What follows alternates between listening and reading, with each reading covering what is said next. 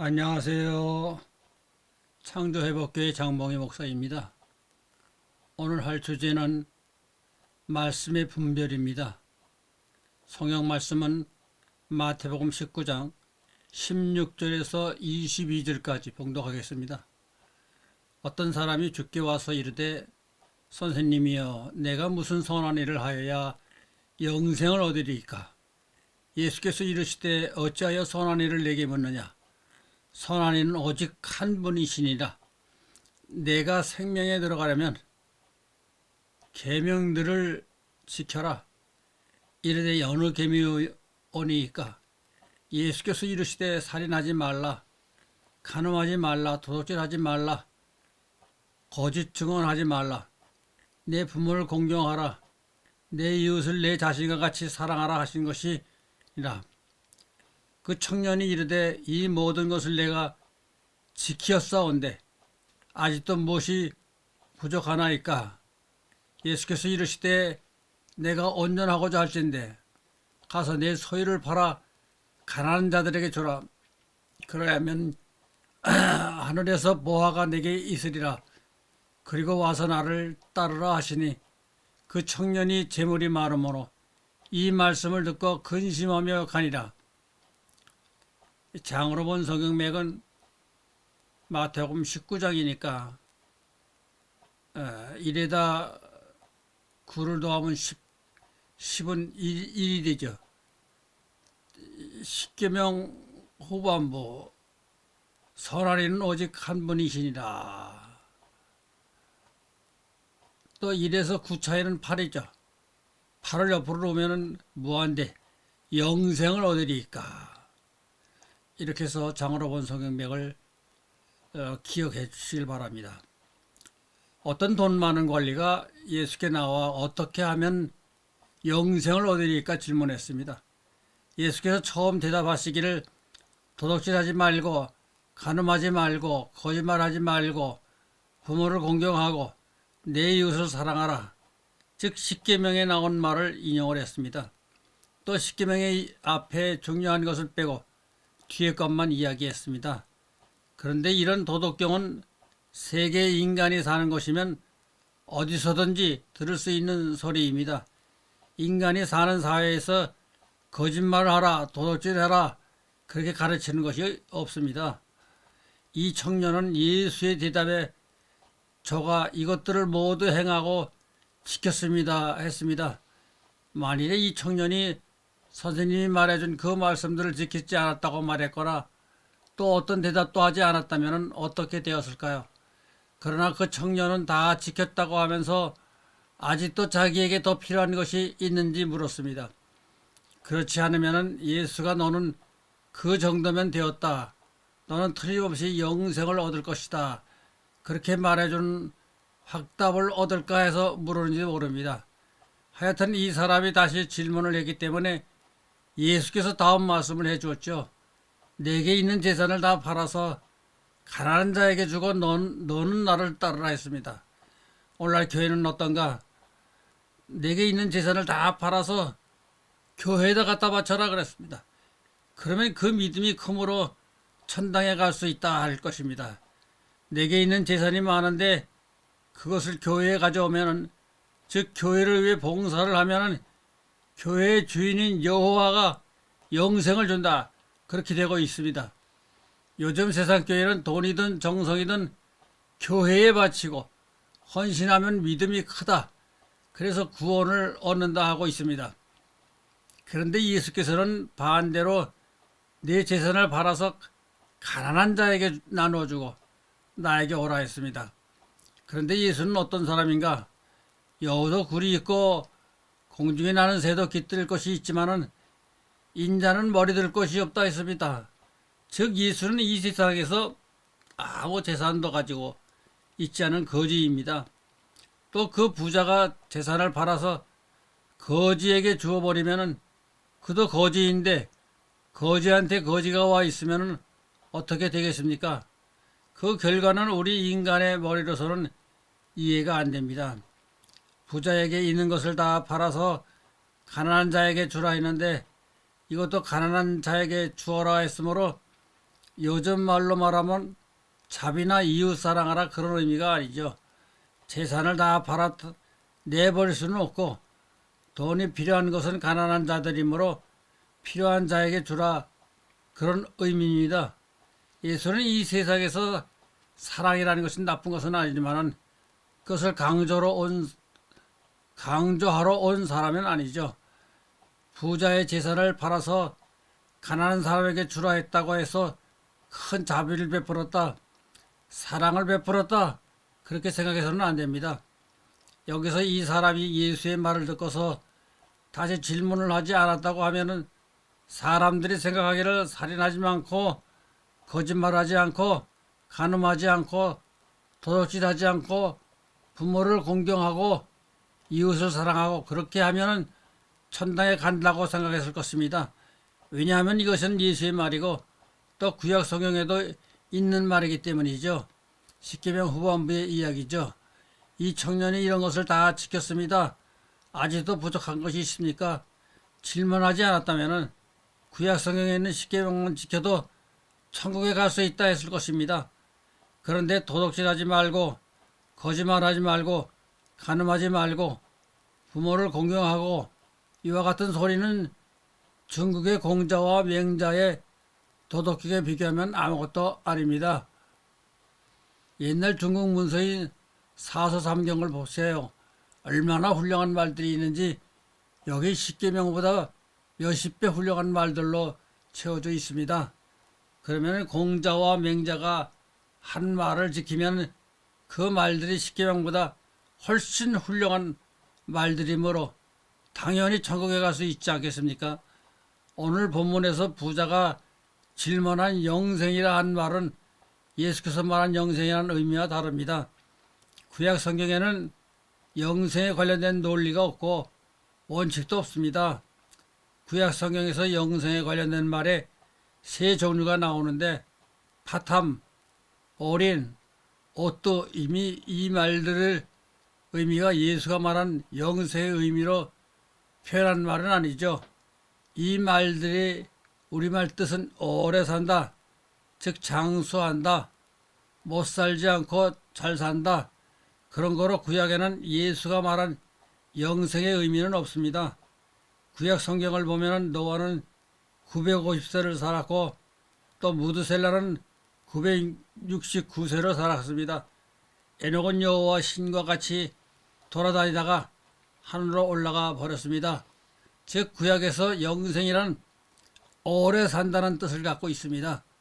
이 구약 성경 중에서 철학이 있고 학문이 있고 진리가 있는 것이 아니죠. 그러나 그것을 읽을 때는 과학적 사고를 갖고 보아야 합니다. 구약 성경에 나오는 숫자는 대개 엉터리이죠. 앞뒤가 안 맞는 숫자들 뿐입니다. 이전에 한번 언급했듯이 천이라는 숫자는 천이라는 숫자도 쓰이지만은 집단이라는 말로도 쓰이죠. 따라서 기독교가 이 성경을 번역할 적에 잘못한 것입니다. 예를 들면 창세기 첫 장에 여호와가 천지를 창조했다고 했는데 이 말도 히브리어 언어로 보면 바라인데 이 말의 뜻은 창조란 뜻이 아니죠. 기독교에서 여호와 신을 높이기 위해서 창조라는 말로 조작을 했습니다. 바라의 뜻은 창조라는 말이 아니고 정리하다, 처리하다, 혹은 만들다 이런 의미죠. 따라서 우리는 오늘날 이 구약 문서를 다시 원칙적으로 원리적으로 규명하고 따져보아야 합니다. 잘못하면 속을 수밖에 없고 어리석은 이치에 매이게 됩니다. 오늘 예수가 여기에서 이 부자에게 한 말은 하나님의 말이 아닙니다. 예수가 한 말이라고 해서 다 하나님의 말이라고 생각해서는 안 됩니다. 도둑질하지 말라, 간음하지 말라, 이웃사랑하라, 부모를 공경하라 이것이 무슨 하나님의 말씀인가? 예수가 아무 사람에게나 천국의 도리를 영생의 도리를 말한 것이 아닙니다. 진주를 돼지에게 던지지 말라 한 것처럼 이 사람의 영생의 도리를 말한 것은 아닙니다. 이 사람에게 아직 영생이란 근본적이고 심오한 진리를 말해줄 수 없었습니다. 물론 이 사람이 질문도 그런 질문이 아니죠. 이 사람은 영생의 이치를 모릅니다. 따라서 내가 어떻게 하면은 만수무강을 얻을 수 있습니까? 질문한 것입니다.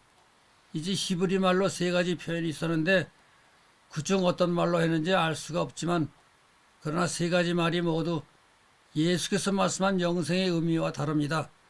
예수는 부자에게 그 나라 법과 윤리의 테두리 안에서 말해줄 수밖에 없었습니다.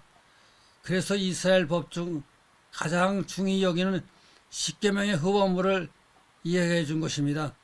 그렇다고 해서 예수께서 말한 살인하지 말라, 간음하지 말라, 도둑질하지 말라 이런 말이 천국의 이치인 줄 알아서는 안 됩니다. 만일에 이 사람이 다시 질문을 하지 않았다면 오늘날 기독교 구약의 십계명을 지키면 영생을 얻는다 그런 줄 알았을 것이 아니겠습니까? 다행히 그 사람이 반문했기 때문에 예수가 그 다음 단계를 말해 주었습니다. 너는 내 재산을 다 팔아 없애고 나를 따르라 나에게로 오라. 그것은 나에게 영생의 원리와 이 영생의 도리, 영생을 얻는 방법과 길이 있다. 오직 영생은 나를 통해서만이 얻을 수 있다. 또 영생의 길은 너희가 알고 있고 지키고 있는 십계명에는 없다.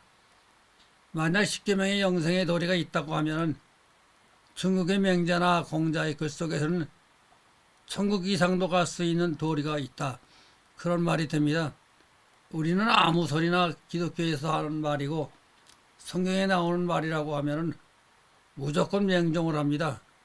그런 어리석은 생각에서 벗어나야 합니다. 모든 것을 과학적 사고로 검토해야 하죠.